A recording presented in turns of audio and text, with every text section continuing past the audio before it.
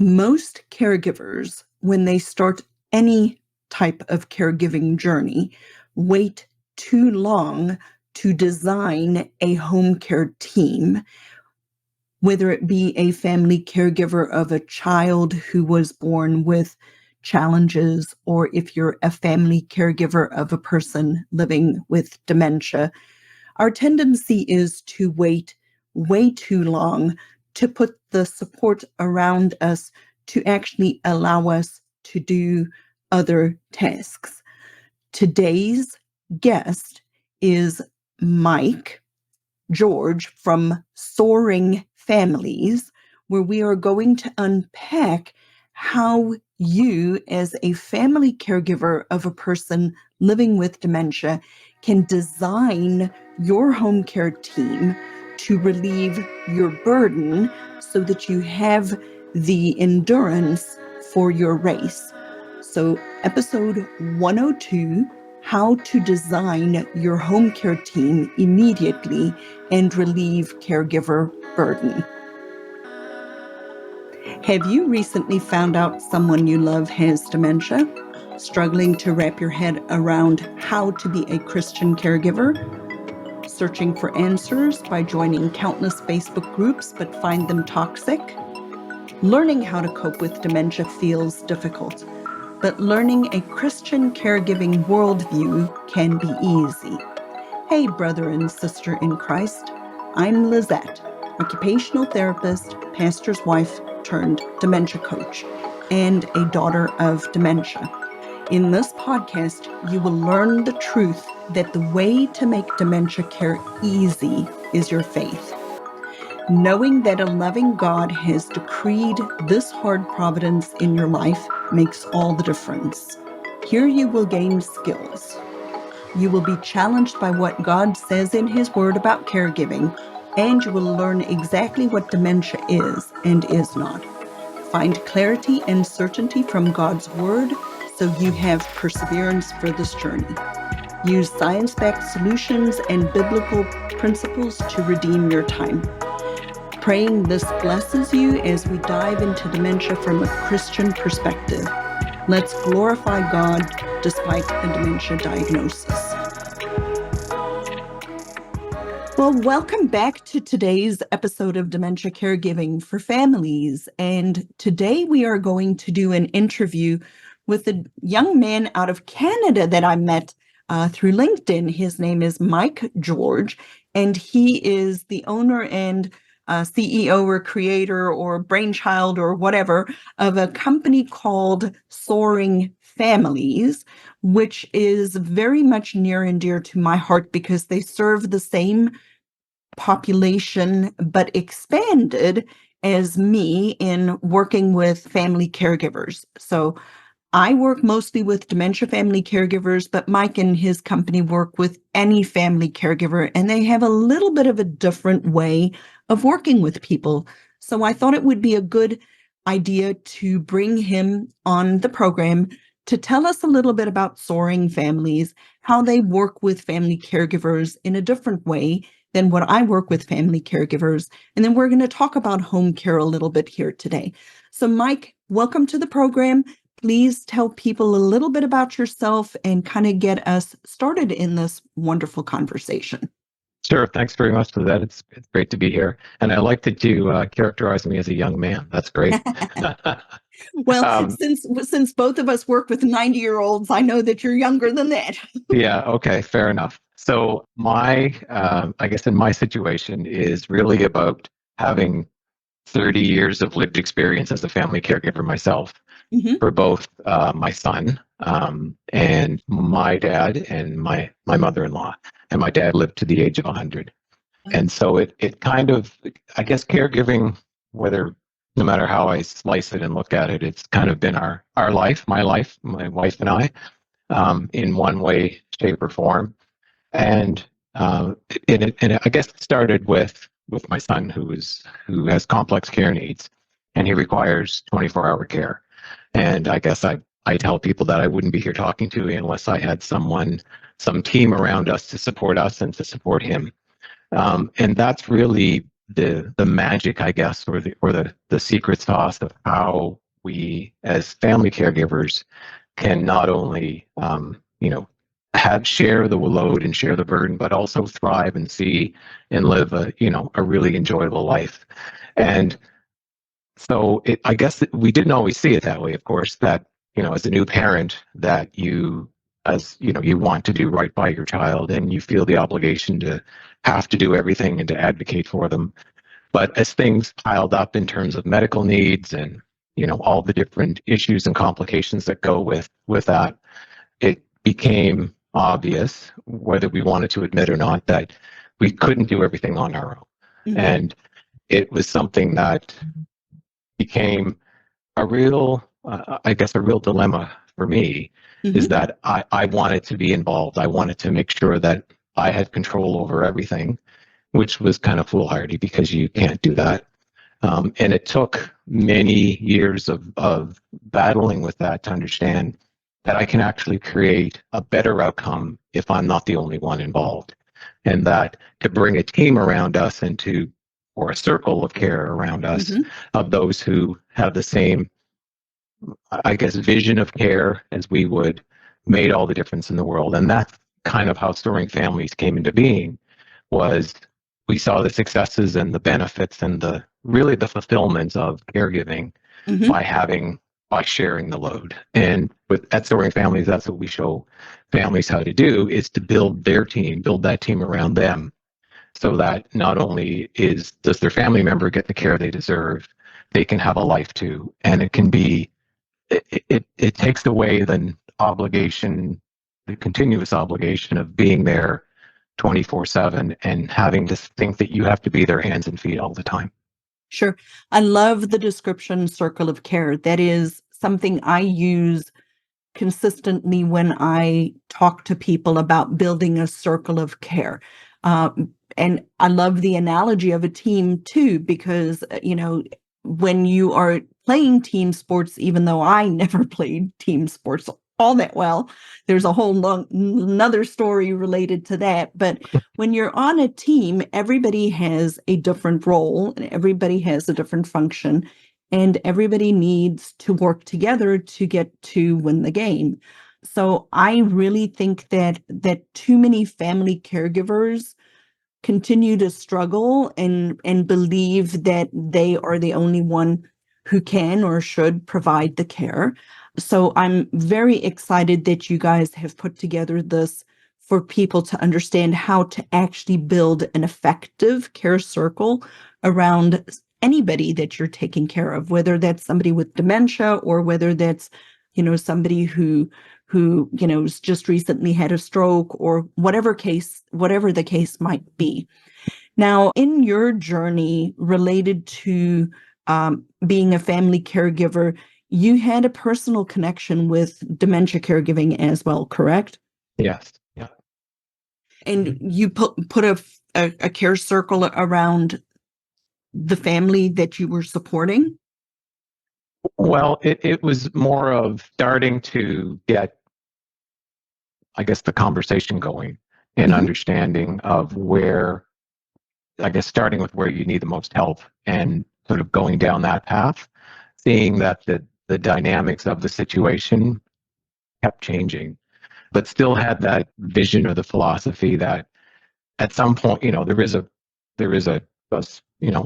sort of a defined trajectory of how it goes, and that at these points along the way, this is, be aware of those, and then understand that you're not on the hook yourself to do everything. I am very excited to announce this next part of our journey together. Once a month, on a Thursday evening, I'm going to do a segment called Ask the Dementia Coach, where you can actually come into a coaching session with me and other people if they register for the same time, so you can feel what it feels like to actually have dementia coaching. The reason I'm doing this is because I know so many of you guys are struggling on your own and may feel like you're at the end of your rope. And in order to help serve you better, I wanted to open up this opportunity once a month for you to register for a free Ask the Dementia Coach segment. Like I said, it will be Thursday evenings, once a month, 6 o'clock Eastern Time in the evening. And the segment is called Ask the Dementia Coach.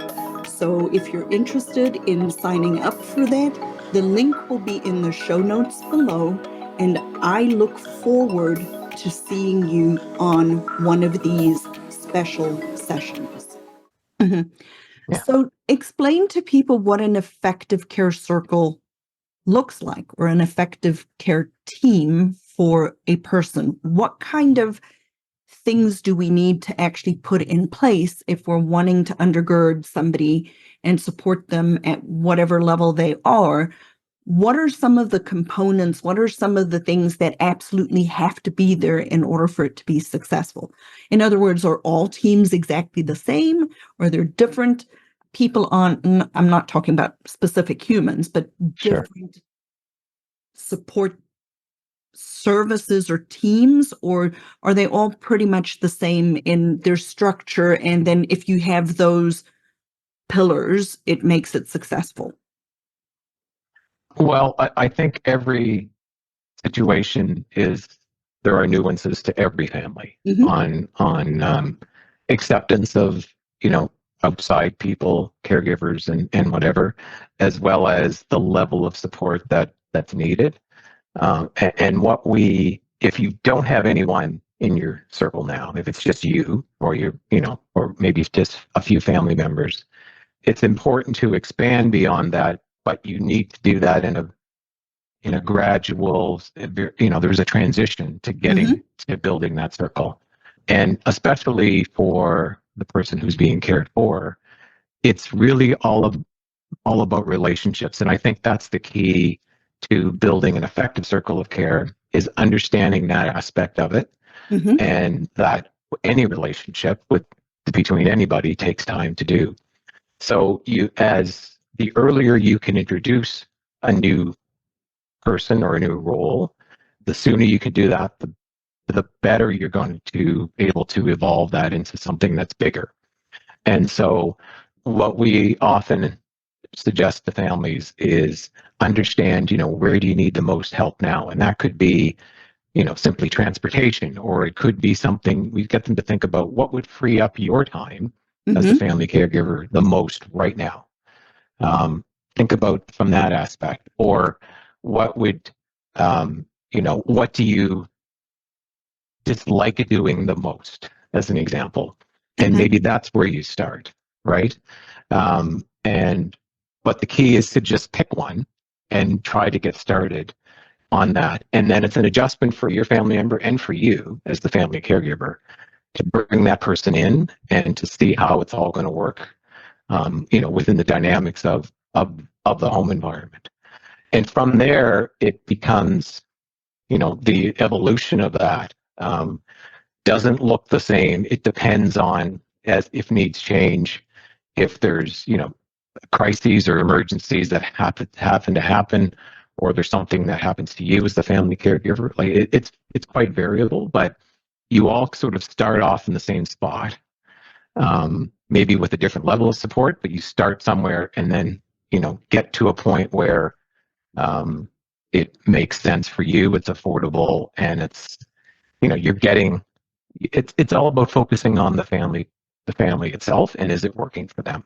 Mm-hmm.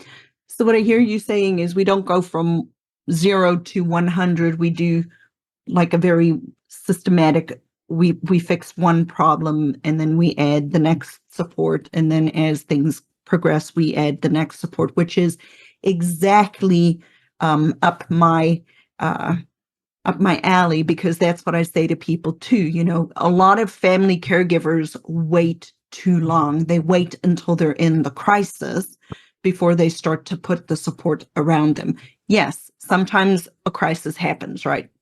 Everything is fine. We don't need that level of support yet.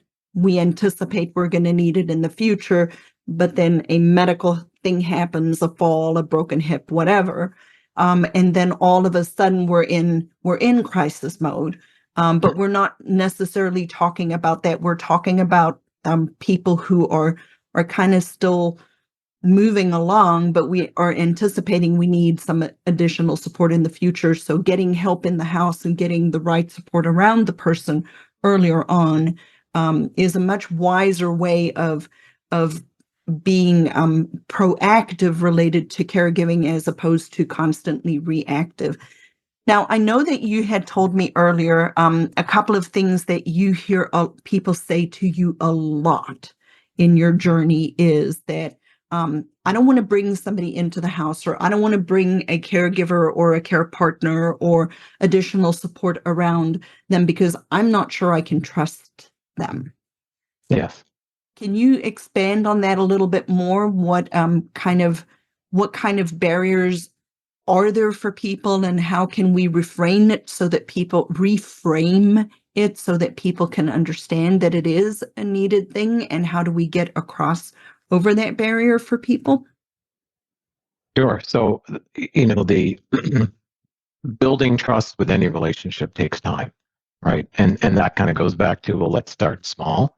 But what we've learned and what we show families how to do is to start with, the type of person you're looking for, right? So think about not just from a clinical point of view, or they need to do these tasks, but yeah, but how are they going to fit into my home or my parents' home? And take some time to describe what that looks like.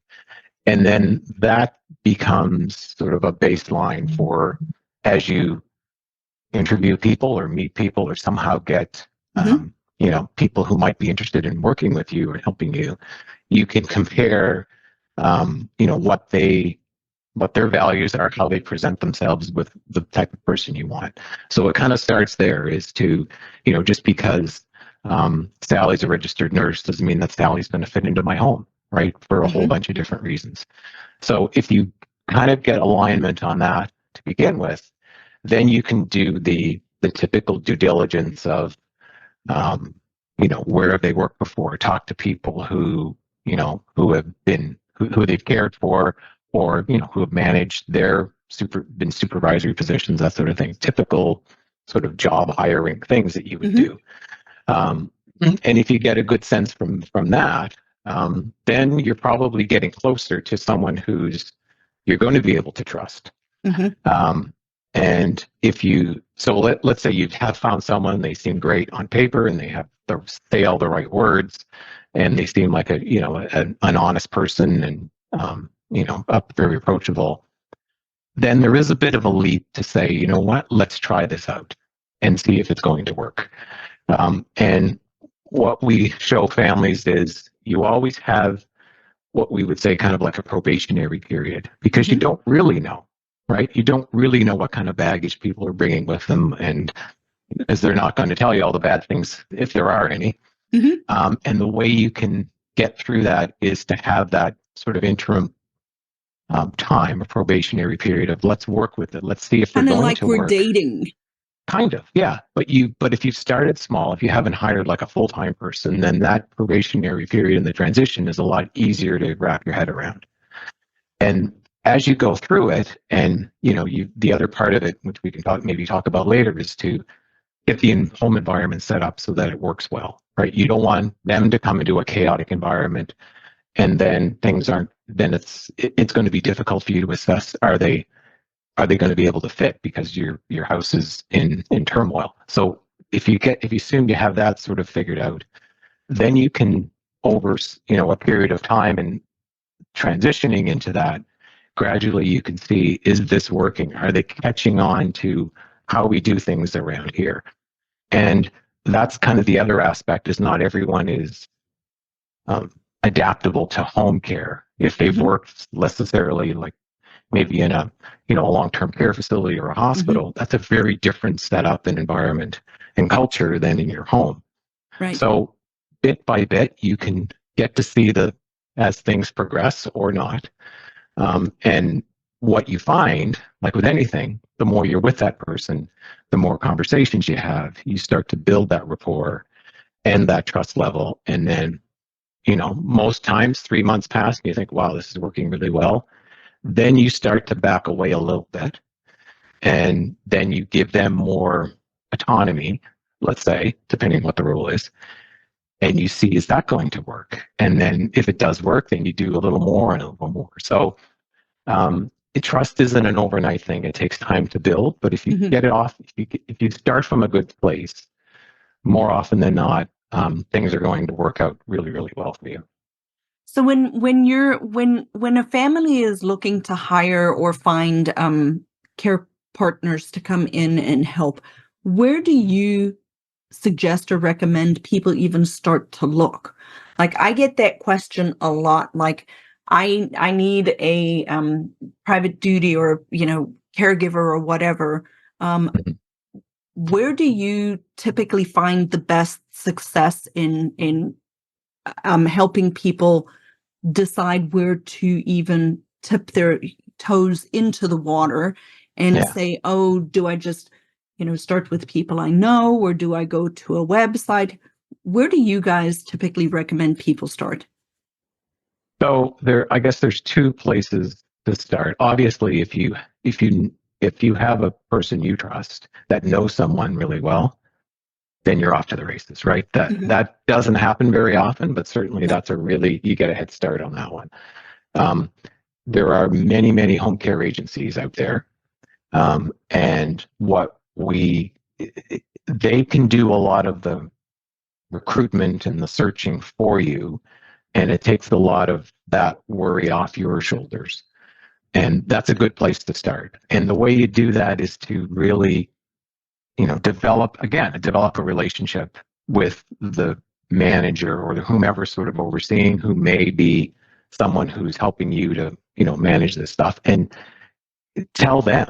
have a conversation with them on, um, here's what I expect. Here's the type of needs I have, and here's the type of person I'm looking for, and kind of set the stage that way, and then see what they can come back with. So it's not necessarily building with the caregiver who may or may not be coming in, but it's about, making sure that your needs, your expectations are set.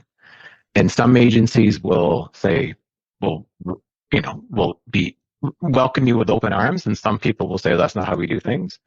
And what we Well, and that what gives you an answer where you're going. exactly. So that would be, but you're sort of setting that up front, and then that, okay, well, that's fine. We'll just work with somebody else. So they have, a pool of people around there, and that's a good place to start because they've done a lot of that legwork. The other side, which is what we do more often than not, is you can hire privately. You can post on job boards, of here's the type of person I want. And we show families, again, how to build this description of what they really want. And that's kind of Mhm. the first step, is not just, I want a caregiver to work these shifts and here's the Yeah. rate. Like, there's a lot more to it than that. Beginning with the And end in mind. Know absolutely, what you right. want. Yeah. And many folks haven't taken the time to think through that because they're in crisis mode, right? Mhm. But if you don't take that time, you're not going to have a good result most of the time, For right? sure. So figure that out. So if you take that route, then there'll be a lot of people who will apply that aren't a good fit. You can tell right off the bat, right? But in that situation, you have a little more control over, sorting through and determining, do I want to talk to this person or that person? So those are kind of two places to start. And there also are, online, there are a number of different sites that offer people across the nation, in different states and provinces and whatever. It would take a little bit of legwork for you to figure out what's going to work in your, depending on where you live, right? But the process is still the same. It comes down to, whether someone is coming from an agency or you've hired or you've met them, through a job board, or you've got through an online site. It still becomes you interviewing them, having a conversation. Mhm. Are you going to fit in my home, right? So it in some ways it doesn't really matter where they came from. because you're going to go through that same process. The same process. Yeah. And all three channels work equally well. I can tell you though that, since COVID, I think it's starting to rebound a little bit. But a lot of people left the industry for For sure. obvious reasons, right? So the resource pool is a little thinner than it used to be. And there's not as many people available. There's not as many, I won't say qualified people, but people that, can handle complex situations than there used to be. But it doesn't mean it's not something that should discourage you continuing to look. Sometimes it's just not the right time. If you try 3 months later, suddenly there's these people who now are looking, or they've come back into the job market, or whatever, or the agency now have, put some sort of campaign to hire a bunch of people. So it does change often. So if you didn't have success today, a week or 2 weeks or a month from now, you might. So. Sure. So interestingly enough, over this past weekend, a woman that I worked with extensively throughout this process, from managing the whole dementia caregiving side of it. Her parents passed away earlier, about 6 months, maybe a little longer ago, last year. And she was helping both of them. And we had a long conversation about caregivers. She had paid caregivers in the house and didn't go through as necessarily a screening process. She didn't really have a process to hire people because she was constantly in that crisis mode.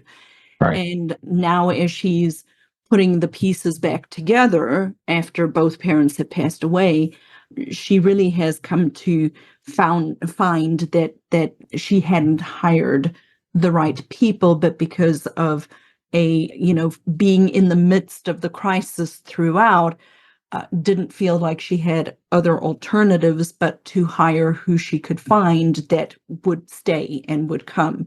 And so, I know that whole trust component can be a very, very big issue, because she's now dealing with theft. A lot of theft had occurred because she didn't have a process to follow. Now, earlier on, you had mentioned about the environment, like bringing people into the environment, but the environment needs to be the right environment. I take it you're speaking more than just like the physical environment, like clutter and things like that. I mean, you're talking about something a little broader than that. Can you explain that to me? Sure. So one of the unique, I guess, characteristics of home care is that your home becomes the caregiver's workplace. And it's not a friend coming to visit. It's not a family member, coming to help out. You need to see it as a workplace. And so what type of things would you put in place, if you're going off to a workplace outside of the home? What are some of the things you've come to expect, to come to know about how those things are, and why some places are great to go to and some places are not so great. And so that's what I mean by putting the right environment in. So it's having that, I guess it's kind of like a culture, or a way of, this is how we do things around here, but it's a very supportive and a positive environment, so that when that person's coming to help you, even though they're getting paid to do that they want to be there, and that that they can thrive in that environment. And, let's not forget that everybody has their own personal lives. So when people show up every day, they may have just had an argument with with one of their children, and they're not in the best frame of mind, even though they're, coming to do very, very important and serious work at your house. The more you can create that environment where it's organized, it's efficient, people know what to expect, and you yourself are building that trust with them, in addition to you're trusting them and they're trusting you. That's the type of thing that we talk about in terms of setting up the right home environment and getting it working. And some of it is, starting right off the bat by setting expectations, having an employment agreement with every person that walks through your door. And here are the things that is important. Here's what we value. Here's what we expect you to do. Here's what we'll do for you. And a big thing is around confidentiality. So Mm-hmm. this is, lay it out very, very explicitly. These are the things that are going to happen, and this is what we expect you to do. So it if you start off on the right foot again and understanding of here's how here's what the expectations are, then that environment becomes, one that you can. It becomes kind of predictable on how people will behave, and if they don't, if things go off the rails, then at least you've got some framework and Recourse. Mm-hmm. structure about, this is what we agreed to and this is what we expect. But you get, yeah, at the same time, you have to treat people well too, right? I Right. mean, they have a tough job to do. You can't be micromanaging everything all the Mm-hmm. time, right? But what I really find valuable about what you have just said is that you, as the family caregiver who is bringing people in to help, Hmm. you drive the train, you set the culture. The people Correct. coming in are not your friends. They're not there to, yes, they're there for companionship. Yes, they're there to provide services to the person that you're helping.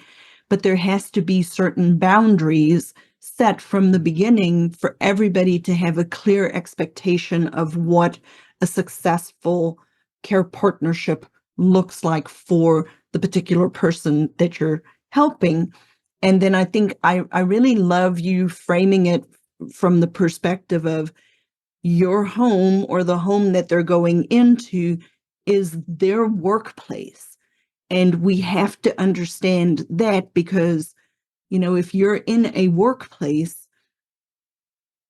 out in the community, you do not have as many opportunities or temptations sometimes to maybe, take something home with you. So you have to set up your home to be safe, related to valuables, if there truly are things that are valuable, whether it be emotionally or financially valuable.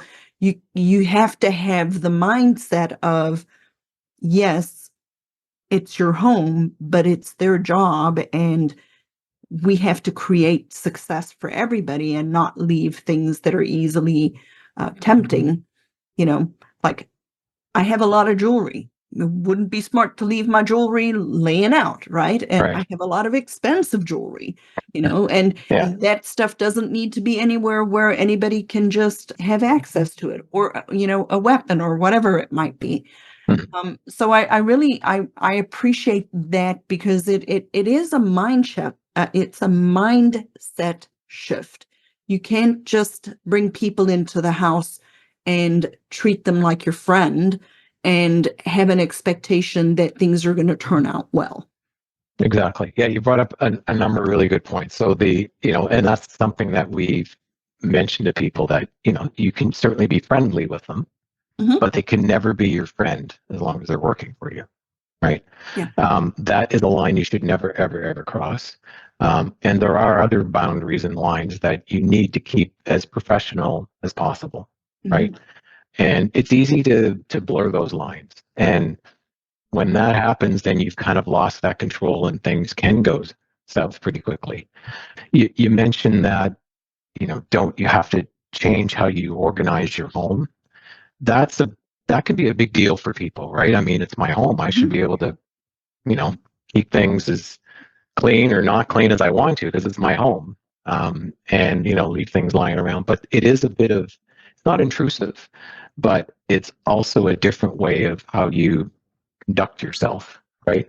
The Hmm. other thing that you need to be privy to, or I guess understand, is that by having that person in your home, even whether they've been there for a day or 5 years, it is intrusive in your privacy, right? Because they hear and see everything that you do.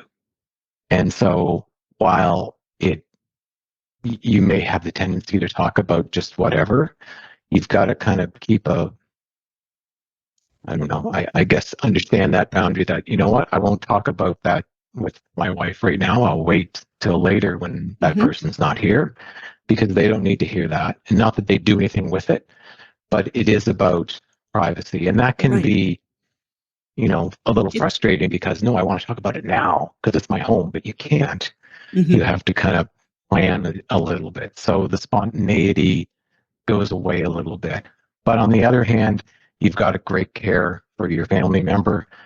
And, in the end, that usually you can live with that little bit of frustration. You learn to adapt anyway. Did you know that caring for a person with dementia doesn't have to be this hard? If you are struggling and you would like to join our next free workshop, I invite you to walk away with science-backed dementia caregiving skills that many professionals don't even know after attending this free workshop. If you'd like to register, message me the word workshop on Instagram or check out the link in the show notes below. Right.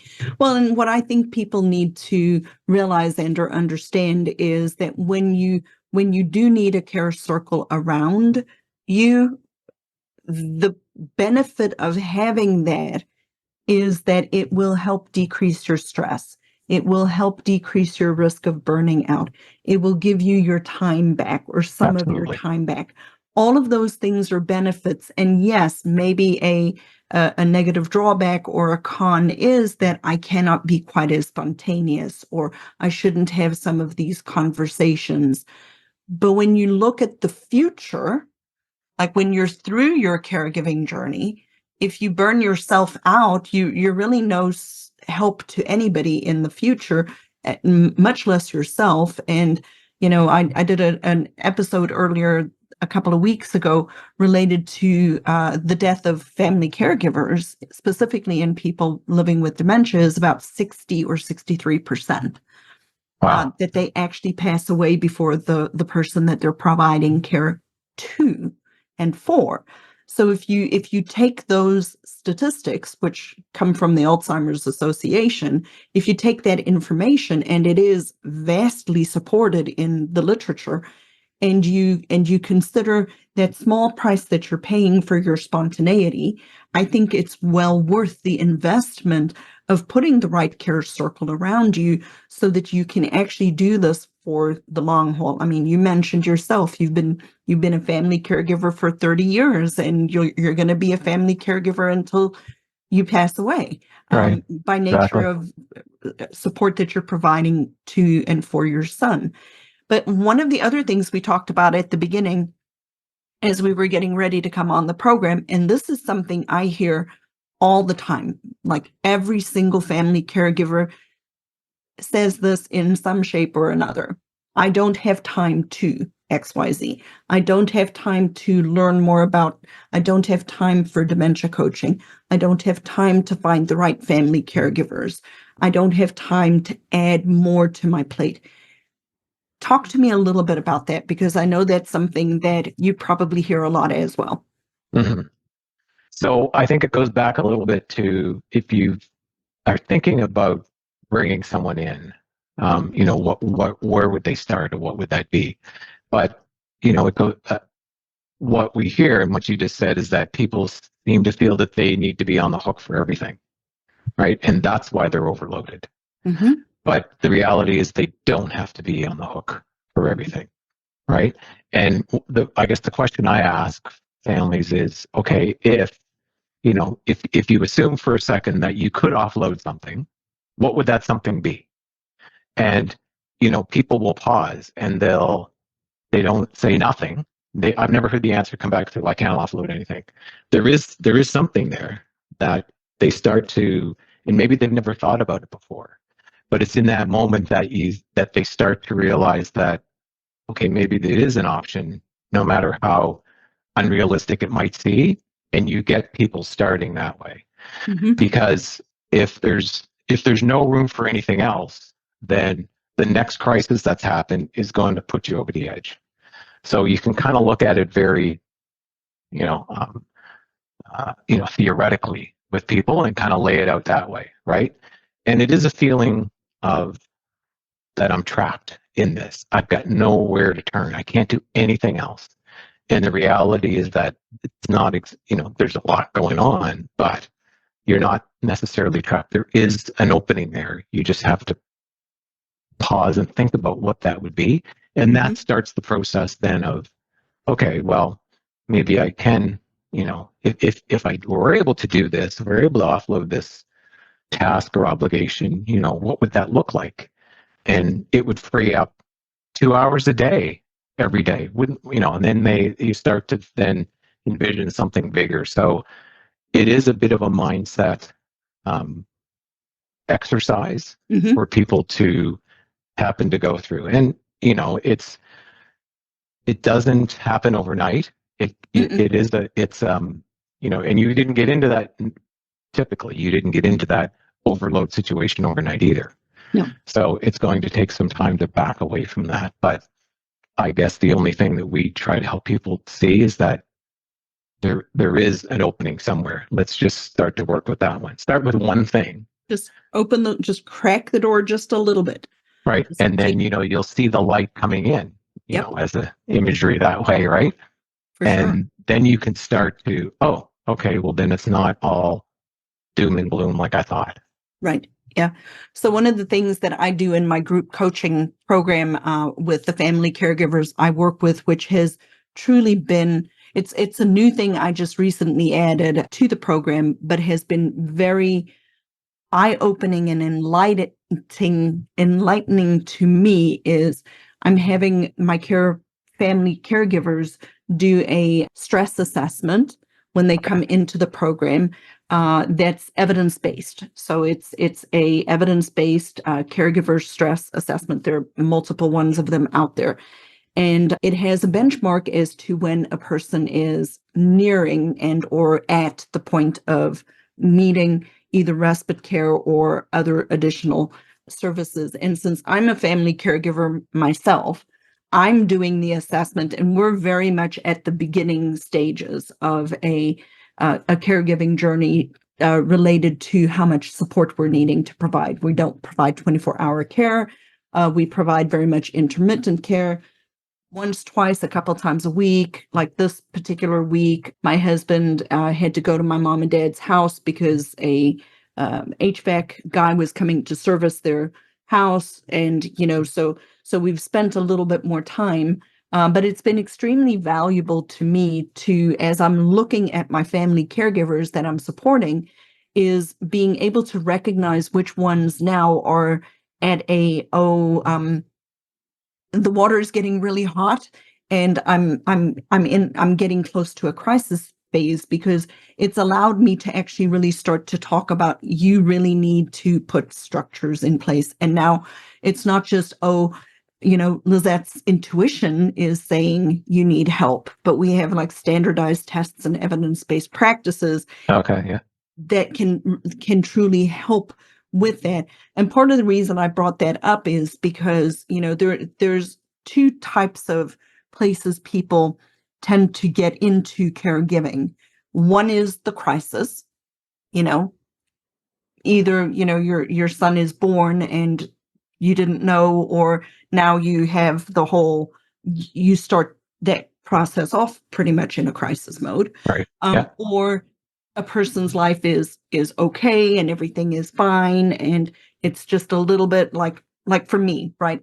We're helping a little, we're doing transportation and meds and things like that. But say one of them fell and broke a hip, we'd be in a crisis mode, right? So caregivers come from these two different perspectives, and the needs of both caregivers are different. But what I want people to truly realize and understand is we don't want to wait for the crisis. No. We want to start doing this beforehand, as soon as we get a diagnosis of dementia, or I'm, going to throw other diagnoses under a bus. If you have a family member who's living with congestive heart failure, extended periods over time, they are going to need assistance. If you have a family member who has chronic obstructive pulmonary disease and they're on oxygen, at some point or another, they're not going to be able to do things. We need to put structure around people much sooner than what people are willing to accept. So, Mike, tell people if they wanted to connect with you guys, where they can find you, what kind of things that you work with people on, what that looks like, and then we will add all of that information into the show notes as well. But I just want people to hear kind of a little bit. We're complementary to one another. We're not in competition. Right. Mike's services are vastly different to mine, but extremely complementary. So go ahead and tell people what they need to know. Sure. So our website is, as you might expect, soaringfamilies.com. And the services that we provide, there's a couple of them. One is we've developed a training program called the Caregiver Support Formula, and we've summarized it into finding the right caregiver, and that's the right caregiver formula. So it's the process that we follow, the process that we've shown hundreds of families to follow to do exactly what we've talked about earlier, right? To understand where you need the most help. How do I find the right person? And then how do I make sure that they are the right person so I can trust them to bring them in? And that's something you can do on your own. And it's also something that, in certain situations, we provide group coaching. If we have enough people who, that's one of the things too, is that people don't have enough time, and trying to get people together to go through, a coordinated schedule doesn't always work. So that's why we offer it as sort of a self-paced, do it on your own. But I know that not everybody is, you don't always get through it all because there's something else that, takes your time. So the other aspect is we've started offering email coaching. So people who are very busy, or they're not sure how their day is going to go, we can get into a one-on-one coaching collaboration through email, of all things. And it's a way for families to reach us directly. It's something that we're committed to and dedicated to. And it's a good way to sometimes start off in trying to assess where can I get started. And then from there, we can, certainly help them with the other pieces of the formula around getting your home organized. And the other thing we didn't really talk about, but which is kind of our unique offering, is around the relationship management. I think I mentioned earlier that the relationship's important. So that's the other aspect of the home care and the caregiver support formula, is you want to make sure that the person you hire, or that comes into your home or your parents' home, brings their best every day. And how do they do that? How do you ensure, or how do you help for them, support them to do that? And there's a number of different practices around, sort of people leadership, if I can call it that. Sure. In essence, the person, when you're bringing people in, you're their employer, and yes, as an employer, your part of your mandate is leadership and development of people. It is, yeah, and that scares some families. Think I don't know how to do that. I don't have time for that. But that's what you're there for. But we can give you, we can give you the support and the tools to do that, so it becomes easy, right? You don't have to figure this out on your own. We've done the heavy lifting, and we've taken all our experience in our work lives of team leadership and team management and laid that onto how does it work in a home environment, which is what we practice every day. So that's the other aspect that is really keeps things going and makes it really good. But before you get to that, you've got to find the right person, and you have to come to terms yourself that, yes, I need the help, and here's how I need. So where do I get started? And that's the first place we can start to help families. That is wonderful. Mike, thank you so much for sharing your vision and your platform with people. I think that I really want people to check it out. I'm not the guru on how to hire a paid caregiver or a caregiver for a family member, but I know one thing for sure. If I need to hire somebody for my mom and dad, I'm definitely going to be reaching out. We're thankfully a little bit of ways from there right now. However, that can change on a dime. And thank you everybody for listening to today's program. We will put Mike's information in the show notes, and do reach out and connect with him. And if you're not ready for my group coaching program, if you feel like you're needing more of a control and writing is more your style, then reach out to Mike. Let them help you. We really are here to try to connect people with the right help for them. If I don't resonate with you and Mike does, that's the reason I'm bringing people like Mike onto the program, because we complement one another. I cannot serve everybody. Mike cannot serve everybody. We are here to help support you as family caregivers. So go ahead and reach out to either Mike or myself and let us know what you need. And thank you for listening to today's program. Thanks for joining me today, Success Seeker. I pour my heart and soul into this program to serve you. You can serve me by leaving a review on Apple Podcasts. And join our free Facebook group, Dementia Caregiving for Families. It's a positive and proactive space to navigate dementia caregiving together. Get practical tools and find support, but without the verbal vomit. Be a part of our community where we seek to find peace of mind and ease despite the dementia diagnosis. So join today and see you next time as our flight takes off.